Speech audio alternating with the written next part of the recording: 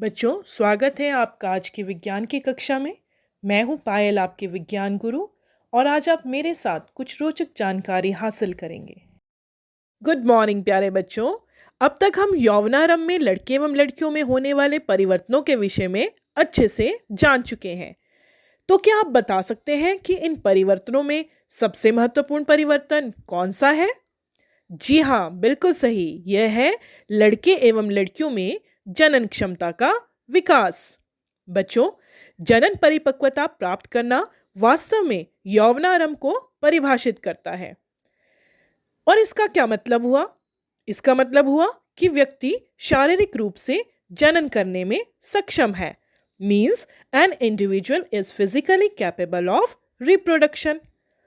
तो क्या हम ये कह सकते हैं कि यौवनारंभ में लड़के एवं लड़कियां जनन करने में सक्षम हैं?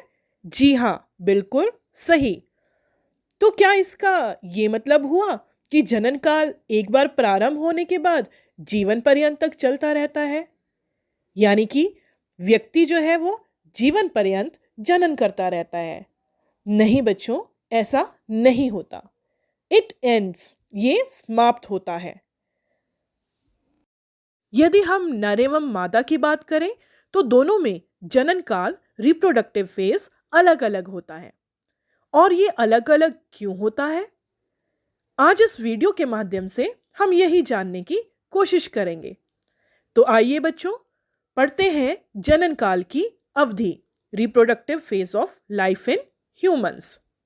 जनन काल, रिप्रोडक्टिव फेज, इस शब्द से आप लोग क्या समझते हैं?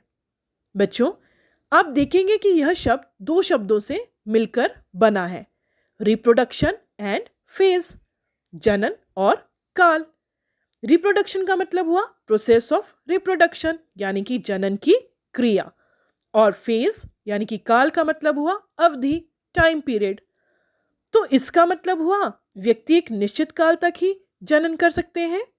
जी हाँ, आइए इसे इस प्रकार समझते हैं। आप जानते हैं कि नर में जननांग का विकास होने पर शुक्राणु उत्पन्न होते हैं और पुरुषों में शुक्राणु उत्पादन क्रिया जीवन पर्यंत चलती रहती है। केवल उम्र के साथ शुक्राणु की संख्या बढ़ती तथा घटती रहती है, परंतु जनन करने की क्षमता बनी रहती है। लेकिन स्त्रियों में यह प्रक्रिया बिल्कुल अलग है। स्त्रियों में जनन अवस्था का प्रारंभ यौवनारंभ यानी कि 10 से 12 वर्ष की आयु से हो जाता है तथा सामान्यतः 45 से 50 वर्ष की आयु तक चलता रहता है, जिसका मतलब हुआ कि स्त्रियों में जनन अवधि एक निश्चित काल तक होती है। इसका कारण क्या है? इसका कारण होता है ओव्यूलेशन। अब ये ओव्यूलेशन क्या है? बच्चों, ओव्यूलेशन अंडाशय से अंडाणु के निर्मोचित होने की प्रक्रिया है। It is a process of release of ओवा फ्रॉम द ओवरीज। हम जानते हैं कि प्रजनन के लिए नर से नर युग्मक मेल गैमेट शुक्राणु, जिसे हम स्पर्म कहते हैं, और मादा से मादा युग्मक अंडाणु, जिसे हम ओवा कहते हैं, कि संलयन से ही निषेचन क्रिया संपन्न होती है। और ये अंडाणु मादा के शरीर में प्रारंभ से ही होते हैं और हर एक मादा के शरीर में एक निश्चित संख्या में अंडाणु होते हैं जो यौवनारंभ होने पर परिपक्व होकर निर्मोचित होते हैं। इन अंडाणु की मादा शरीर में एक निश्चित संख्या होने के कारण उम्र के बढ़ने के साथ ही इनकी संख्या कम होती रहती है और लगभग 45 से 50 वर्ष की आयु पर पहुंचने पर समाप्त हो जाती है। और बच्चों, आप अच्छे से जानते हैं ना कि जनन के लिए शुक्राणु और अंडाणु का संलयन होता है। तो यदि अंडाणु मादा के शरीर में निर्मोचित नहीं होगा तो जनन क्रिया पूर्ण नहीं होगी। इसीलिए मनुष्य में जनन अवधि एक निश्चित काल तक ही होती है, जो पुरुषों में स्त्रियों की अपेक्षा अधिक अवधि तक रहती है। The capacity for maturation and production of gametes last for a much longer time in males than in females. स्त्रियों में यौवनारंभ होने पर अंडाणु परिपक्व होने लगते हैं। अंडाशयों में एक अंडाणु परिपक्व होता है तथा लगभग 28 से 30 दिनों के अंतराल पर किसी एक अंडाशय से निर्मोचित होता है। इस अवधि में गर्भाशय यूट्रस की दीवार मोटी हो जाती है। Walls of uterus becomes thick, जिसे हम एंडोमेट्रियम या अंतःगर्भाशय भी कहते हैं। इसके कारण वह अंडाणु के निषेचन के पश्चात युग्मनज को ग्रहण कर सकती है। परंतु यदि निषेचन ना हो तो अंडाणु का क्या होगा? आइए बच्चों इसे इस प्रकार समझते हैं। आप देखेंगे कि जैसे ही अंडाशय से अंडाणु निर्मोचित होते हैं तो यदि वह निषेचित होता है तो उसका विकास गर्भाशय में होगा, जहाँ पर गर्भाशय की दीवार मोटी हो जाएगी और अंडाणु का विकास उसमें होगा।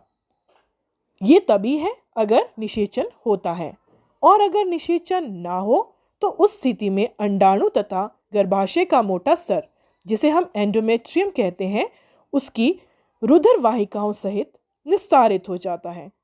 इसके परिणाम स्वरूप स्त्रियों में हर महीने 4 से 5 दिन रक्तस्राव होता है, जिसमें अनिषेचित अंडाणु अनफर्टिलाइज्ड एग, अंतर्गर्भाशय की कोशिकाएं सेल्स ऑफ एंडोमेट्रियम व रक्त होता है, और इस प्रक्रिया को ऋतुस्राव या मेंस्ट्रुएशन कहते हैं।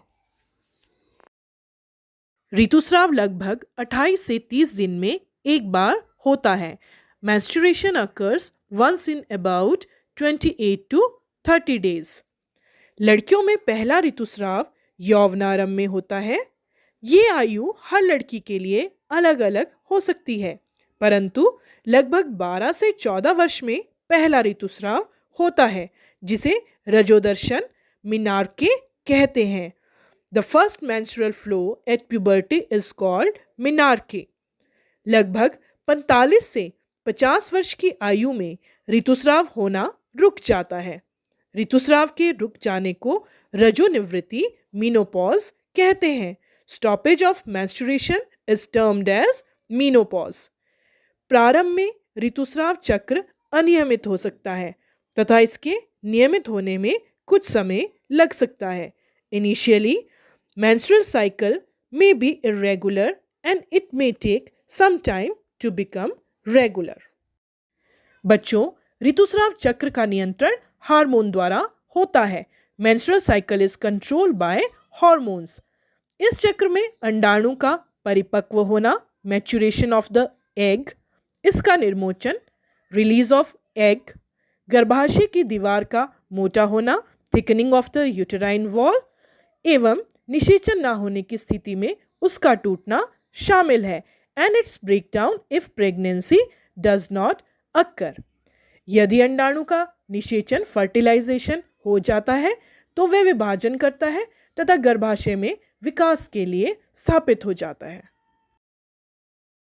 तो बच्चों, ऋतुस्राव चक्र मेंस्ट्रुअल साइकिल स्त्रियों में जनन अवधि की स्वाभाविक क्रिया है।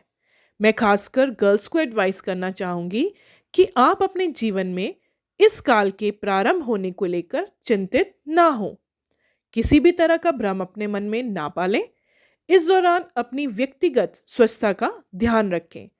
वह यदि आपको इससे संबंधित किसी भी तरह की समस्या आ रही है तो अपने परिवार में अवश्य बात करें। अपनी अध्यापिकाओं से बात करें, डॉक्टर की सलाह लें व अपने खान पान का विशेष ध्यान रखें। बच्चों, आपने ऋतुस्राव और जनन से संबंधित वैज्ञानिक तथ्यों को समझा एवं सिद्धांतों के विषय में भी पढ़ा, लेकिन ऐसी बहुत सी असत्य अवधारणाएं हैं जिन्हें आपको जानकर एक किशोर होने के नाते छोड़ देना चाहिए। जैसे कि ऋतुस्राव के समय यदि कोई लड़की किसी लड़के को देखती है तो वह गर्भवती हो जाती है। यह सरासर असत्य है, क्योंकि आप निषेचन का सिद्धांत जानते हैं। और ऋतुस्राव की अवस्था में लड़की का रसोई का काम करना निषिद्ध है। तो आपको ऐसे अनेक कथन या मिथ मिलेंगे जिनका कोई आधार नहीं है। तो बच्चों, आपको इन्हें उखाड़ फेंकना चाहिए। Discard them totally.